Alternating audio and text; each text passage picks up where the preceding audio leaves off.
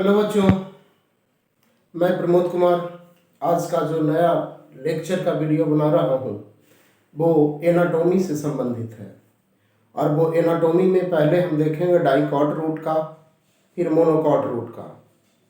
आज के लेक्चर में कहने का मतलब कि internal structure of dicot root and monocot root का डिस्क्राइब होगा। ओके, चले बोर्ड के ऊपर। Internal structure of dicot root पहले देखेंगे। तो डाइकॉट रूट में चलोगे तो जैसे देखो एक प्लांट है, प्लांट का ये रूट है। डाइकॉट रूट में आपको पता है कि टैप रूट सिस्टम होता है जिसमें कुछ लैटरल रूट भी होते हैं, secondary root and tertiary root के रूप में। तो इसका सेक्शन काटिए या इसका सेक्शन काटिए, मतलब कि प्राइमरी रूट का सेक्शन काटिए या सेकेंडरी टर्शियरी का, एक जैसा ही नजर आएगा। तो देखो यहाँ पे मैं इसका डिटेल स्ट्रक्चर माइक्रोस्कोप से जो देखा गया है उसको बना रहा हूँ। तो जनरली क्या होगी कि जब सेक्शन काटोगे तो ये पूरा सर्कल के रूप में मिलेगा, कई लेयर का मिलेगा। ठीक है, तो आउटर का जो लेयर होता है उसको हम कहते हैं एपिडर्मिस या एपिब्लेमा या पिलीफेरस लेयर। मतलब कि एक कौन सा पार्ट होगा, एपिब्लेमा का, या एपिडर्मिस भी बोल सकते हो, पिलीफेरस लेयर भी। दूसरा हो गया कोर्टेक्स का लेयर। कोर्टेक्स के नीचे फिर इंडोडर्मिस का पार्ट होता है, इंडोडर्मिस के नीचे चलोगे तो पेरिसाइकिल का पार्ट होगा, पेरिसाइकिल के नीचे चलोगे तो वास्कुलर बंडल होगा। इस तरह से इसके वास्कुलर बंडल होंगे। ठीक है, और फाइनली सेंटर में पीथ प्रेजेंट होगा। ओके, तो हम क्या करते हैं कि कुछ पार्ट, चूंकि डिटेल बनाने में पूरा बोर्ड कवर हो जाता है, इसलिए एपिब्लेमा कोर्टेक्स का शॉर्ट पार्ट ही लेते हैं। मतलब कि इतना ही पार्ट का फॉर्म फिगर बनाते हैं, इतना का सेक्शन कट कर लेंगे और सेक्शन कट करके इसका डिटेल करेंगे। तो डिटेल करेंगे तो देखो कैसा फिगर बनेगा कि बाहर में एक सिंगल लेयर्ड स्ट्रक्चर बनाएंगे इस तरह से। ये सिंगल लेयर्ड स्ट्रक्चर जो होगा इसी का नाम क्या होगा, एपिब्लेमा बोलोगे, पिलीफेरस लेयर बोलोगे, राइजोडर्मिस बोलोगे या एपिडर्मिस बोलोगे। इसी के आउटग्रोथ से सिंगल रूट हेयर भी निकला हुआ रहता है। ये हो गया क्या चीज, रूट हेयर। ठीक है, और इसका नाम क्या मैंने बोला था, एपिडर्मिस, या क्या बोला था, एपिब्लेमा, या क्या बोला था, पिलीफेरस लेयर, पिलीफेरस लेयर, या क्या बोला था, राइजोडर्मिस।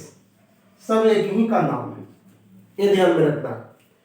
तो अब इसका कैरेक्टर देखोगे एपिडर्मिस का, मतलब कि यहाँ जो एपिडर्मिस बनाया है इस पार्ट का, छोटे से पार्ट का यहाँ स्ट्रक्चर बनाया है। पूरा बनाता तो देखो इस तरह से सर्कल हो जाता, बोर्ड में भी नहीं आता। तो इसलिए इसको शॉर्ट फॉर्म में बना दिया है, एक छोटे से पार्ट को बना दिया है। लेकिन जितने भी सेल्स होंगे इसके सभी कैसे होंगे, पैरेनकाइमेटस होंगे। इसके जितने भी सेल्स होंगे पैरेनकाइमेटस होगा और कंपैक्टली अरेंज्ड होगा। जितने सेल होंगे कंपैक्टली अरेंज होंगे। आप पैरेनकाइमा को याद करो, पीछे टिश्यू सिस्टम पढ़े हो या टिश्यूज के बारे में पढ़े हो, तो जो पैरेनकाइमा होता है सभी सेल्स लिविंग होते हैं, प्रोटोप्लाज्म अबंडेंट होता है, वेल डेवलप्ड न्यूक्लियस प्रेजेंट होता है। ये सब कैरेक्टर पढ़ चुके हो, तो वही सब कैरेक्टर यहाँ होगा। बट यहाँ ध्यान रखना पड़ेगा कि सिंगल लेयर्ड होगा। ये जो एपिब्लेमा का लेयर होंगे वो कैसा होगा, सिंगल लेयर्ड होगा, और सिंगल लेयर्ड के साथ साथ कंपैक्टली अरेंज्ड होगा, कंपैक्टली अरेंज्ड होगा। कंपैक्टली अरेंज के साथ देखोगे तो जितने सेल्स होंगे सभी पैरेनकाइमा के ही बने होंगे। अब रूट हेयर जो बना है यहाँ पे, इसका तो कैरेक्टर पीछे बताया ही था टिश्यू सिस्टम में कि यूनिसेलुलर नेचर का होता है। अब इसके नीचे चलोगे तो देखो इस तरह का एक लेयर बना दे रहा हूँ, सिंगल लेयर नहीं बल्कि अब जो लेयर बनेगा वो मल्टी लेयर्ड होगा। ये जो लेयर मैंने बना दिया एक कैसा लेयर है, मल्टी लेयर्ड स्ट्रक्चर में है। कई लेयर, 3 4 5 लेयर मैं दिखा देता हूँ, लेकिन मल्टीपल लेयर में प्रेजेंट होगा। ठीक है, तो इस लेयर को किस नाम से जानोगे, इस लेयर को हम कोर्टेक्स के नाम से जानेंगे। ये जो लेयर मल्टी लेयर बना दिया इसको क्या कहोगे, कोर्टेक्स के नाम से जानेंगे। मतलब एपिब्लेमा के नीचे, एपिडर्मिस के नीचे कोर्टेक्स का लेयर होता है, ये अनडिफरेंशिएटेड है। ठीक है, अभी जो कोर्टेक्स होता है मल्टी लेयर्ड तो हो ही गया। और इसके साथ साथ जितने सेल्स होंगे पैरेनकाइमेटस होंगे, इसके भी सेल्स पैरेनकाइमेटस होंगे। ऐसे भी रूट में ध्यान में रखोगे कि जितना भी लेयर है सभी पैरेनकाइमा का ही बना हुआ है, इसलिए टेंशन मुक्त रहोगे। तो ये जो पैरेनकाइमेटस है, तो यहाँ तो मैंने स्फेरिकल या ओवल शेप्ड स्ट्रक्चर बनाया है, जिसके कारण यहाँ पे इंटरसेलुलर स्पेस भी मिल रहा है। लेकिन आपको पैरेनकाइमा को याद करो, पैरेनकाइमा में मैंने बताया था कि कुछ सेल्स पॉलीगोनल नेचर के भी होते हैं। जैसे कि सनफ्लावर के रूट का सेक्शन काट करके देखोगे तो उसके सेल्स से पॉलीगोनल नेचर के होते हैं, तो वहां पे इंटरसेलुलर स्पेस नहीं मिलेगा। कहने का मतलब कि जब स्फेरिकल नेचर का सेल्स हो गया, ओवल हो गया, तो यहाँ पे इंटरसेलुलर स्पेस मिलेगा, स्पेस प्रेजेंट होगा। एक इंटरसेलुलर स्पेस शॉर्ट में लिख दिया है। चूंकि पैरेनकाइमेटस सेल्स है तो ये भी लिविंग ही होगा, प्रोटोप्लाज्म अबंडेंट ही होगा, वेल डेवलप्ड न्यूक्लियस ही होगा, फूड मटेरियल को स्टोर करेगा। ये सब मैंने लिख रहा हूँ क्योंकि टिश्यू सिस्टम में सब बताया हुआ है, केवल रिकॉल करवा रहा हूँ आपको। ओके, मतलब फिर से मैं रिपीट कर देता हूँ कि ये सब जो सेल्स होंगे वो लिविंग होंगे, चूंकि पैरेनकाइमा है लिविंग होंगे, प्रोटोप्लाज्म अबंडेंट होगा, वेल डेवलप्ड न्यूक्लियस प्रेजेंट होगा, फूड मटेरियल स्टोर करेगा, प्राइमरी सेल वॉल प्रेजेंट होगा। ओके, अब यहाँ ध्यान देना है कि इस कोर्टेक्स के नीचे inner most layer of cortex modified हो जाता है और मॉडिफाइड होकर के बैरल शेप्ड ढोलक की आकृति का या ड्रम शेप्ड सेल का फॉर्मेशन कर लेता है। ठीक है, ये जो ड्रम शेप्ड सेल का फॉर्मेशन कर लिया तो इसको हम किस नाम से जानेंगे? इंडोडर्मिस के नाम से जानेंगे। अभी देखो ये जो यहाँ पे जो सेक्शन काटा था, छोटा रूप में दिखाया था, तो इस इंडोडर्मिस के पूरे लेयर को मैं बना देता हूँ। इस तरह से इंडोडर्मिस के पूरे लेयर को बना देता हूँ, है ना। ये केवल मैंने एपिडर्मिस और कोर्टेक्स के लेयर को सॉफ्ट फॉर्म में बनाया है, इसको मैं पूरे बना देता हूँ। ओके, इस तरह से देखो ये इंडोडर्मिस का लेयर हो गया। इंडोडर्मिस का लेयर भी देखोगे तो सिंगल लेयर ही होगा, इसके सेल्स भी पैरेनकाइमेटस ही होंगे। इंडोडर्मिस का लेयर बना दिया, सिंगल लेयर दिख ही रहा है, बैरल शेप दिख रहा है। आपको इतना भी पता होगा कि रूट का सेल जब है, रूट का इंडोडर्मिस है, तो इसके टेंजेंशियल और रेडियल वॉल पे सुबेरिन का डिपोजिशन होगा। इस तरह से सुबेरिन का डिपोजिशन होगा, जिसको कास्पेरियन स्ट्रिप के नाम से जानेंगे। याद करो, पीछे में बताया हुआ है। लेकिन कुछ सेल्स में के टेंजेंशियल वॉल पे सुबेरिन का डिपोजिशन नहीं होता है, ऐसे सेल को क्या कहते थे? पैसेज सेल कहते थे। ये तो क्या हो गया? कास्पेरियन स्ट्रिप, एक कास्पेरियन स्ट्रिप के रूप में जाना। ये तो डैम की तरह काम करेगा, क्योंकि ये सुबेरिन का डिपोजिशन होता है। सुबेरिन कैसा नेचर का होता है? हाइड्रोफोबिक नेचर का होता है। इसलिए यहाँ से जो वाटर यहाँ आएगा वो इधर की ओर, आगे की ओर नहीं बढ़ेगा, बल्कि फिर से इधर ही रिटर्न होकर के पैसेज से फाइनली पैसेज सेल के पास जाएगा और पैसेज सेल से फिर पेरिसाइकिल में आएगा। मतलब कि वाटर के मूवमेंट का जो सेल बनेगा बीच में, वो कौन होगा? पैसेज सेल ही होगा। ठीक है, बाकी सब तो ये चेक कर रहा है, वाटर को रोक रहा है आगे बढ़ने से। तो मोस्टली सेल में इस तरह से डिपोजिशन होगा, मैं सभी में नहीं बना रहा हूँ। ओके, लेकिन कुछ कुछ सेल्स में डिपोजिशन नहीं होगा टेंजेंशियल वॉल पे, उसको पैसेज सेल के नाम से जानेंगे। ये भी पैरेनकाइमा का ही बना हुआ है, सिंगल लेयर ही है, कंपैक्टली अरेंज्ड ही है। शेप इसका कैसा इंडोडर्मिस का हो गया? बैरल शेप्ड हो गया है या ड्रम शेप्ड हो गया है। ये हो गया इंडोडर्मिस, सिंगल लेयर ही है। अब इंडोडर्मिस के नीचे कौन प्रेजेंट होगा? तो पेरिसाइकिल प्रेजेंट होगा। तो देखो पेरिसाइकिल के जो भी सेल्स होते हैं वो रॉड शेप्ड होते हैं। इस तरह से चारों तरफ देखोगे पेरिसाइकिल का लेयर बनाएंगे रॉड शेप्ड सेल के रूप में। इस तरह से पेरिसाइकिल को मैंने रीअरेंज कर दिया। ओके, अब पेरिसाइकिल को रीअरेंज कर दिया तो ये यहाँ पे सिंगल लेयर जरूर दिख रहा है, लेकिन कुछ प्लांट के रूट में ये मल्टी लेयर भी होता है। कहने का मतलब कि पेरिसाइकिल जो होगा सिंगल लेयर में भी मिलेगा और साथ साथ मल्टी लेयर स्ट्रक्चर में भी मिल सकता है। ये सिंगल लेयर भी हो सकता है, मल्टी लेयर भी हो सकता है, मल्टी लेयर। लेकिन जितना भी सेल्स होगा सभी पैरेनकाइमा का ही बना होगा। ठीक है, अब यदि आप सेकेंडरी ग्रोथ पढ़ोगे, मतलब कि थिकनेस इंक्रीज जो होती है, डायमीटर बढ़ती है रूट या स्टेम का, तो यहाँ तो रूट की बात कर रहे हैं, तो रूट की ही पहले बात कर लें कि रूट का जब थिकनेस बढ़ेगा तो थिकनेस बढ़ने के समय एक रिंग लाइक स्ट्रक्चर का फॉर्मेशन होता है जो कि कैम्बियम रिंग के नाम से जाना जाता है, मेरिस्टेमेटिक नेचर का होता है। उसके सेल डिवाइड होते हैं, सेल डिवाइड होकर के सेकेंडरी जाइलम सेकेंडरी फ्लोएम का फॉर्मेशन करता है। तो यह लेयर रूट में, डाइकॉट रूट में पार्टिकुलर कैम्बियम रिंग का फॉर्मेशन करने में मदद करता है, साथ साथ लैटरल रूट को भी बनाने में मदद करता है। लैटरल रूट करने का मतलब secondary root and tertiary root. बहुत इंपॉर्टेंट बात बोल रहा हूँ। ये जो पेरिसाइकिल है, ये पेरिसाइकिल पैरेनकाइमेटस तो होगा ही, लेकिन ये फॉर्मेशन करने में मदद करेगा किसको? कैम्बियम रिंग को, साथ साथ लैटरल रूट को भी फॉर्मेशन करने में मदद करेगा। ये डाइकॉट रूट के लिए बात करा है मैंने, ये दोनों कंडीशन।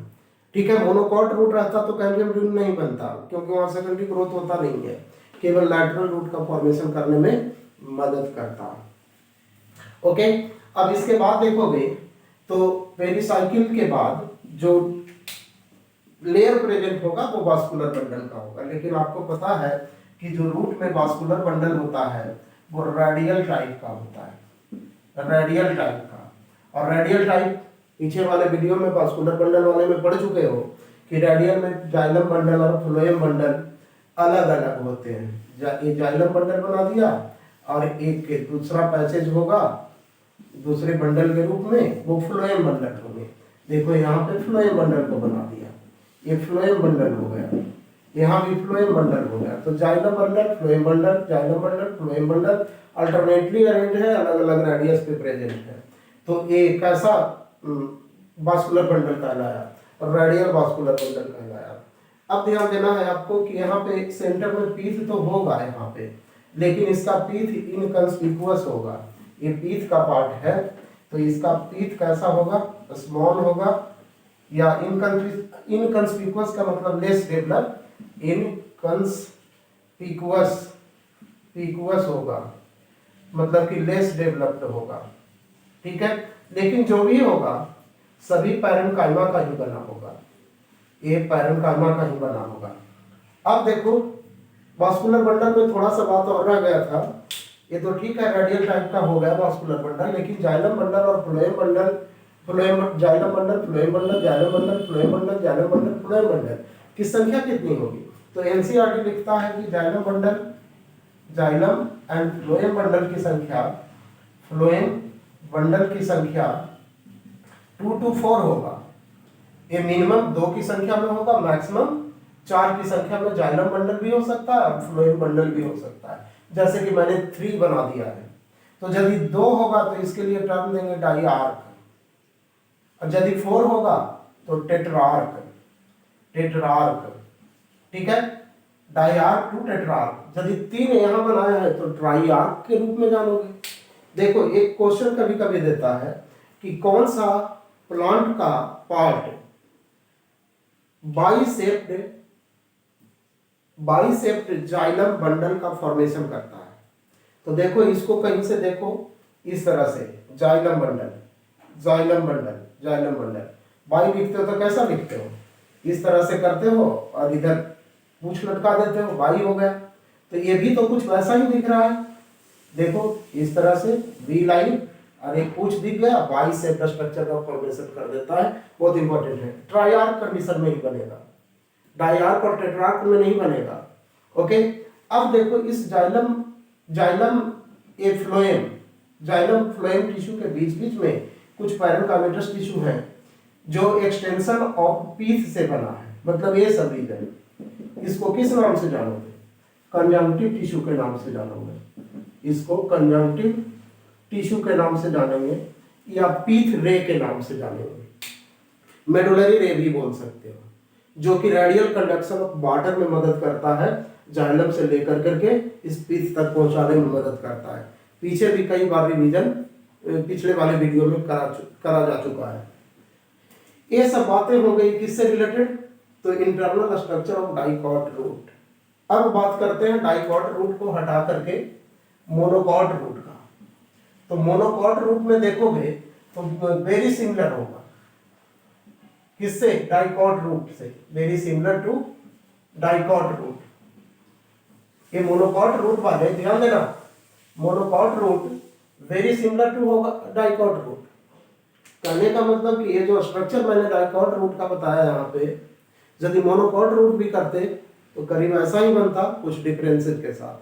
डिफरेंसेस कहाँ होता वो मैं बता रहा हूँ। देखो पहले सिमिलर बता देता हूँ, फिर डिसिमिलर बताता हूँ। ये जो एपिडर्मिस के बारे में डाइकॉट में जो बताया वही होगा, कोई अंतर नहीं होगा। दूसरा कोर्टेक्स रीजन के बारे में बताया, डाइकॉट में वही मोनोकॉट में होगा, कोई अंतर नहीं होगा, इसलिए छेड़छाड़ करने की कोई आवश्यकता नहीं है। इंडोडर्मिस के बारे में बताया, डाइकॉट रूट में वही मोनोकॉट रूट में भी होगा, कोई अंतर नहीं है। पेरिसाइकिल का बात करा डाइकॉट रूट में, उसी तरह का कंडीशन मोनोकॉट रूट में भी होगा, कोई अंतर नहीं होगा। अंतर कहाँ आएगा तो देखो अब अंतर आएगा, ये जो वास्कुलर बंडल है जिसमें कि जाइलम और फ्लोएम, जाइलम फ्लोएम बंडल की संख्या है, इसमें डिफर हो जाएगा। साथ साथ पीस के साइज में डिफर होगा और कोई डिफर नहीं होगा।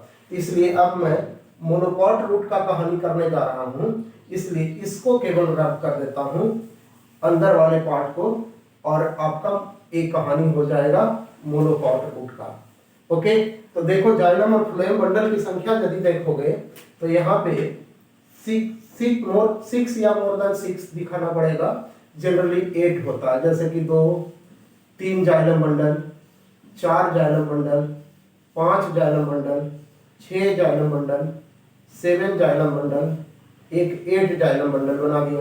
जनरली 8 की संख्या में होता है, लेकिन 6 या मोर देन 6 नंबर ध्यान में रखोगे, जाइलम बंडल और फ्लोएम बंडल की संख्या। ये सब तो जाइलम बंडल बनाया है, अब मैं किसको बना दे रहा हूँ, फ्लोएम बंडल को। Phloem bundle, phloem bundle, phloem bundle, phloem bundle, phloem bundle, ये सब जगह फ्लोएम बंडल प्रेजेंट हो गया। तो देखो xylem bundle, phloem bundle, xylem bundle, phloem bundle की संख्या क्या होगी, यहाँ पे केवल इसको हटाना पड़ेगा, कितना संख्या में हो जाएगा, 6 या मोर देन